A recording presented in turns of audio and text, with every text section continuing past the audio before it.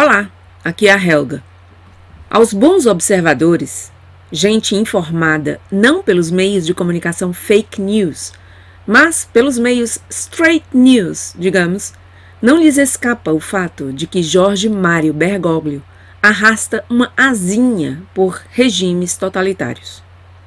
Não é preciso abundar muito no tema, porque para bom entendedor, meia palavra basta. O tempo do vídeo é curto e não há espaço a perder, porque o assunto é de muita transcendência. O objetivo de Francisco agora é aproximar-se da China. Como um bom embaixador da ONU que ele é, não pode permitir-se durante mais tempo perder a oportunidade de lançar ao mundo a mensagem de que a China é um interlocutor importante nessa busca de paz e justiça, em um mundo globalizado, em um mundo chamado a ser orientado por um globalismo, o da nova ordem mundial.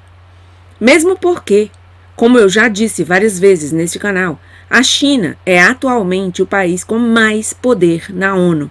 São os chineses que dirigem a maioria das agências do organismo supranacional, agências que são como ministérios desse governo mundial.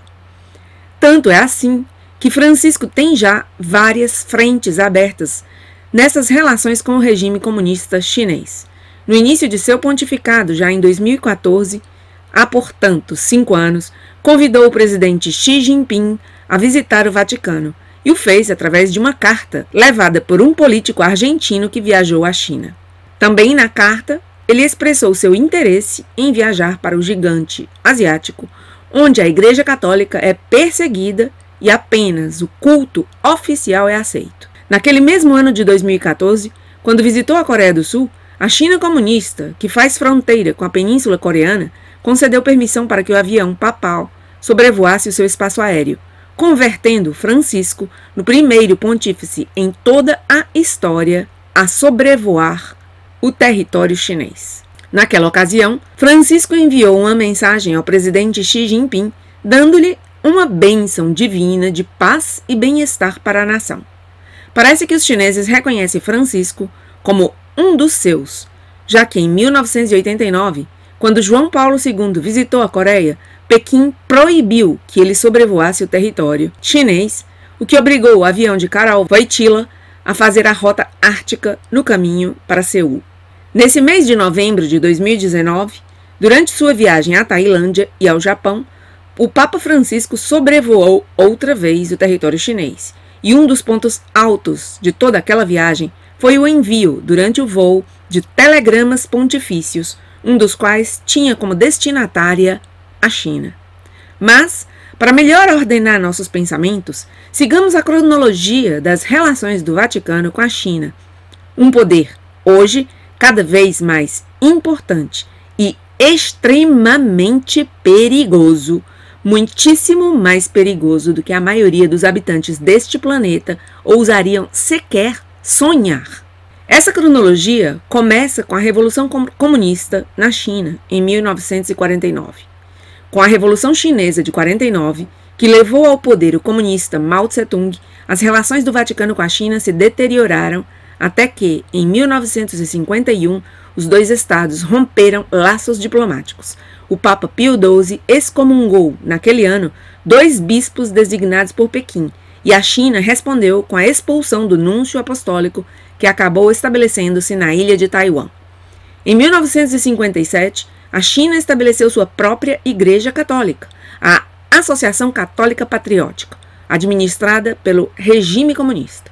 Em 1971, a China é admitida nas Nações Unidas em lugar de Taiwan, e os países começam a estabelecer relações diplomáticas com o regime comunista. O Vaticano mantém-se firme, apoiando Taiwan, com quem mantém relações diplomáticas. Em 1979, o bispo Fan Shui-yan sai da prisão e começa a organizar um movimento de católicos fiéis à Santa Sé. Em 1989, João Paulo II visita a Coreia do Sul. Pequim proíbe que o avião do Papa sobrevoe o território chinês. Em 1993, a China condiciona o desejo de melhorar as relações com o Vaticano a que a Santa Sé rompa seus vínculos diplomáticos com Taiwan e não interfira nos assuntos internos do país. 1996, o cardeal Claudio Celli encontra-se com representantes do governo chinês, um primeiro passo na tentativa de desbloquear a situação. Ano 2000, Pequim faz novas ordenações episcopais. 2007, o Papa Bento XVI envia uma carta ao povo chinês, na qual expressa seu desejo de uma solução da divisão da Igreja. 2008, Bento XVI convoca uma comissão para analisar no Vaticano a situação da Igreja Católica na China. 2010, o Vaticano comunica a nomeação do bispo de Taizhou, Antônio Xu Jivei, aprovado pela Santa Sé e as autoridades governativas. Esse mesmo ano, volta a ser nomeado um bispo, Guo Jinkai, sem a aprovação de Roma. 2011, outros 2 bispos são nomeados sem o consentimento do Vaticano. 2012, o Vaticano reivindica o direito do Papa Bento XVI de nomear os bispos católicos chineses e considera que a obediência ao Papa é a premissa para uma verdadeira renovação da Igreja na China. 2013, o governo chinês felicita o argentino Jorge Mário Bergoglio por sua eleição como novo Papa e expressa seu desejo de que, sob o pontificado de Francisco, o Vaticano elimine os obstáculos para uma aproximação. A China, em 2014, autoriza por primeira vez que o avião do pontífice cruze seu espaço aéreo, durante a visita do Papa Francisco à Coreia do Sul, momento em que Francisco aproveita para enviar uma mensagem ao povo chinês. Naquele mesmo ano de 2014, o Papa Francisco diz que viajaria à China amanhã mesmo, declaração que fez durante o voo a Roma desde a Coreia do Sul. 2016, o Papa Francisco diz que se sente otimista e que as relações entre o Vaticano e a China são boas. Dilo no voo de regresso a Roma de sua viagem à Geórgia e ao Azerbaijão. 2 dias depois, resposta do governo chinês, quem diz que está disposto a trabalhar para melhorar suas relações com o Vaticano e prosseguir em direção a um diálogo construtivo que considera atualmente claro e efetivo. 2017. Em janeiro, o escritório presidencial de Taiwan publica uma carta enviada pela presidente do país, Tsai Ing-wen, ao Papa Francisco, na qual ela pede que a China estabeleça um diálogo positivo com a ilha de Taiwan.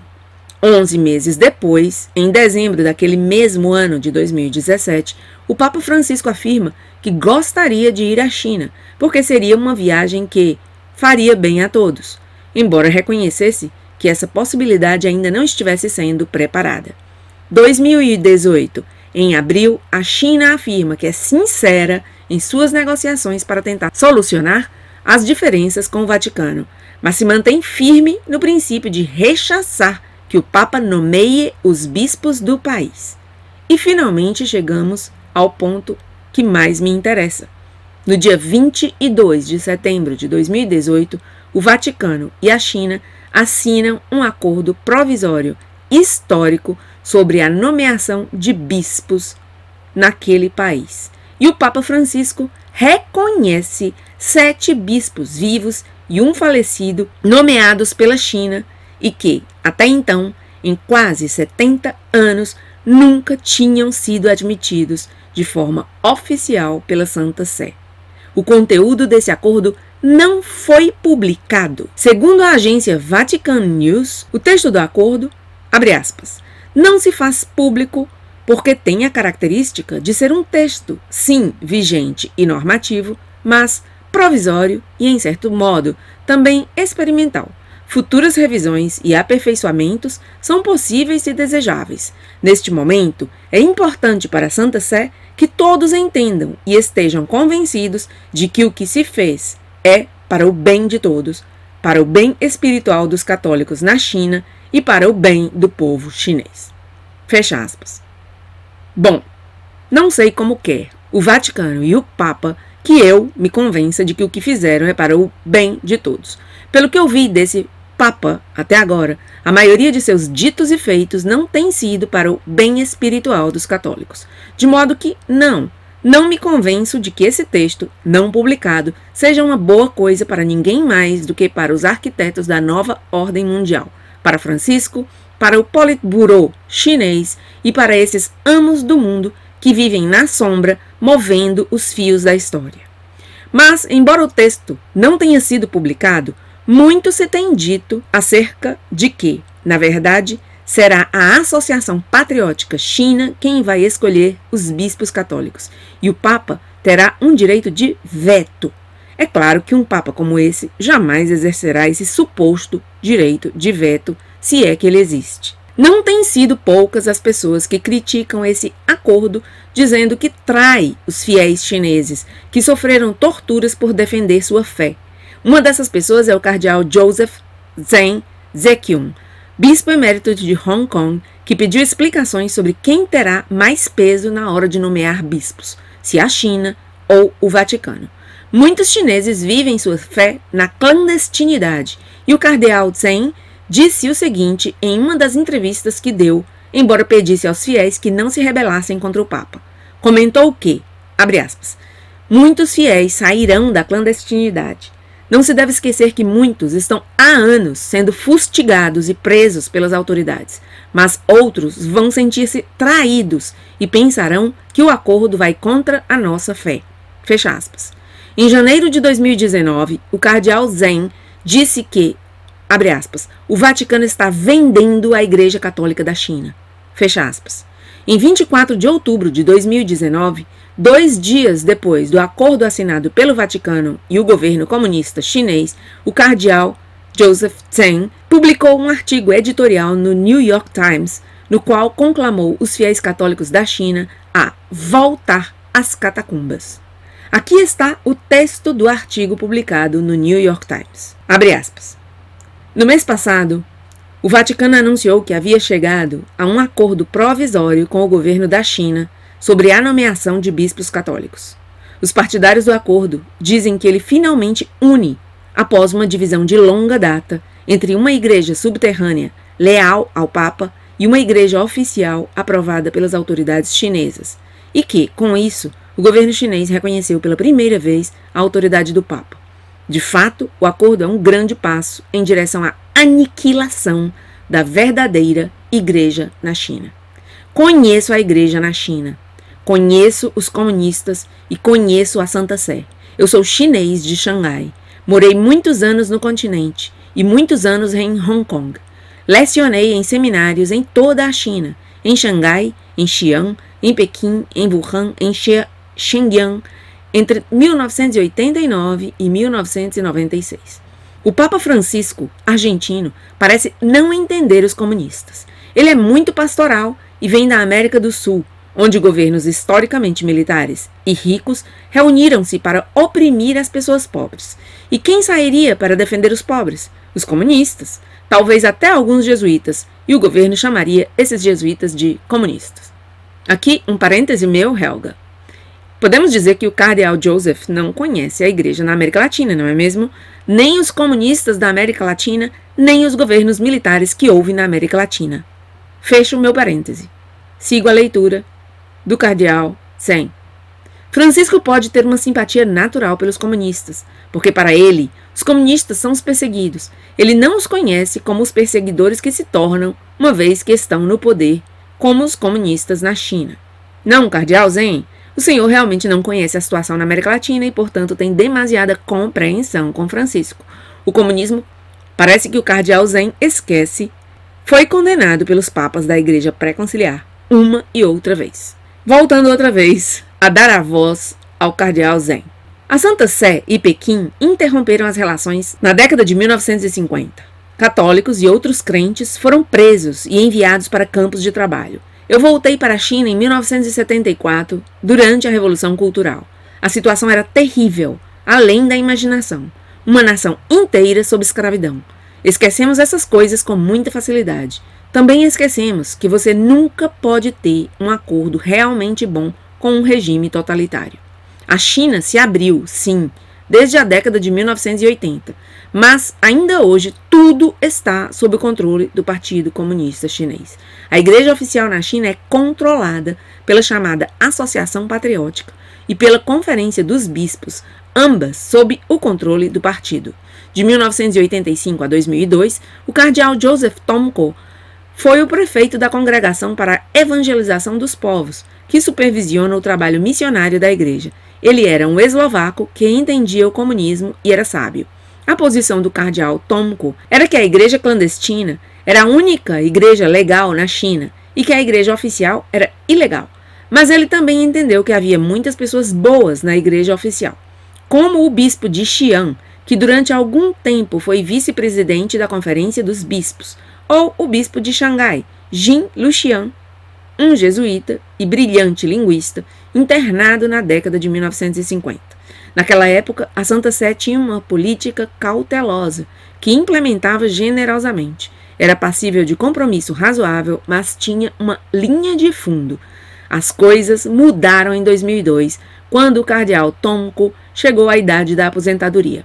Um jovem italiano, sem experiência estrangeira, substituiu-o e começou a legitimar os bispos oficiais chineses com muita rapidez e facilidade, criando a impressão de que, agora, o Vaticano iria automaticamente apoiar a seleção de Pequim. A esperança voltou quando Joseph Ratzinger, um alemão que havia vivido o nazismo e o comunismo, tornou-se o Papa Bento XVI.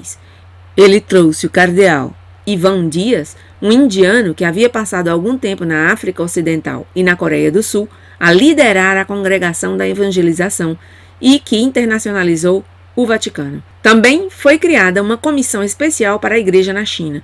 Fui designado para isso. Infelizmente, o cardeal Dias acreditava na Ostpolitik e nos ensinamentos de um secretário de Estado na década de 1980 que havia sido um defensor da Detente com os governos controlados pelos soviéticos, e ele aplicou a política na China. Quando Bento XVI emitiu sua famosa carta à Igreja da China em 2007, pedindo reconciliação entre todos os católicos de lá, algo incrível aconteceu. A tradução para o chinês foi lançada com erros, incluindo um muito importante para não ter sido cometido deliberadamente. Em uma passagem delicada sobre como os padres clandestinos podem aceitar o reconhecimento pelas autoridades chinesas sem necessariamente trair a fé, uma advertência crítica foi deixada de fora sobre como, quase sempre, no entanto, as autoridades chinesas impunham requisitos contrários aos ditados da consciência dos católicos. Alguns de nós levantamos a questão e o texto acabou sendo corrigido no site do Vaticano. Mas, até então, o original errado havia circulado amplamente na China e alguns bispos haviam entendido a histórica carta de Bento XVI como um incentivo para ingressar na igreja sancionada pelo Estado. Hoje, temos o Papa Francisco. Naturalmente otimista em relação ao comunismo, ele está sendo encorajado a ser otimista em relação aos comunistas da China por cínicos ao seu redor que sabem muito bem o que fazem. A comissão da igreja na China não se reúne mais, mesmo que não tenha sido dissolvida. Aqueles de nós que vêm da periferia, os da linha de frente, estamos sendo marginalizados. Eu estava entre os que aplaudiram a decisão de Francisco de nomear Pietro Parolin como secretário de Estado em 2013, mas agora acho que o cardeal Parolin se preocupa menos com a igreja do que com o sucesso diplomático. Seu objetivo final é a restauração das relações formais entre o Vaticano e Pequim. Francisco quer ir para a China. Todos os papas queriam ir para a China, começando com João Paulo II. Mas o que a visita de Francisco a Cuba, em 2015, trouxe para a igreja? Para o povo cubano? Quase nada. E ele converteu os irmãos Castro? Os fiéis na China estão sofrendo e agora estão sob crescente pressão. No início desse ano, o governo endureceu os regulamentos sobre a prática da religião. Os padres na clandestinidade no continente me dizem que estão desencorajando os paroquianos a virem à missa para evitar ser presos.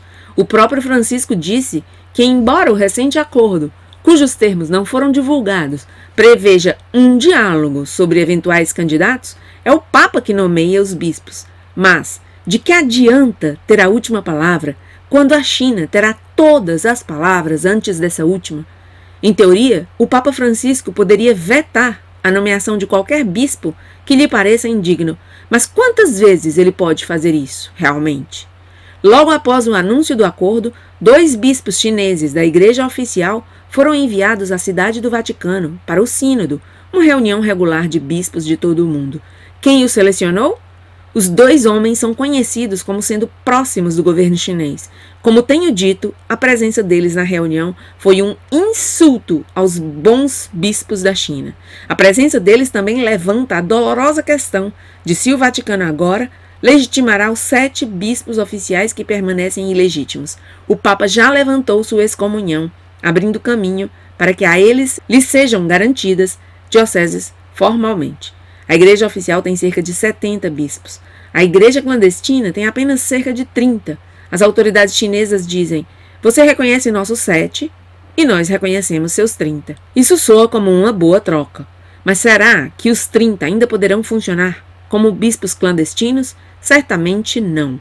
Eles serão forçados a participar da chamada Conferência dos Bispos. Eles serão forçados a juntar-se aos outros naquela gaiola de pássaros e tornar-se-ão uma minoria entre eles. O Acordo do Vaticano, firmado em nome da unificação da Igreja na China, significa a aniquilação da verdadeira Igreja na China. Se eu fosse cartunista, colocaria o Santo Padre de joelhos, oferecendo as chaves do reino dos céus ao presidente Xi Jinping e dizendo: por favor, reconheça-me como Papa. E, no entanto, aos bispos e aos padres clandestinos da China, eu só posso dizer o seguinte: por favor, não iniciem uma revolução. Eles tiram suas igrejas? Vocês não podem mais oficiar? Vão para casa e orem com suas famílias. Cultivem a terra, aguardem tempos melhores. Voltem para as catacumbas. O comunismo não é eterno. E assim termina esse artigo do cardeal Zen, publicado no New York Times, no dia 24 de outubro de 2018, pouco mais de um mês depois do acordo entre o Vaticano e o governo chinês.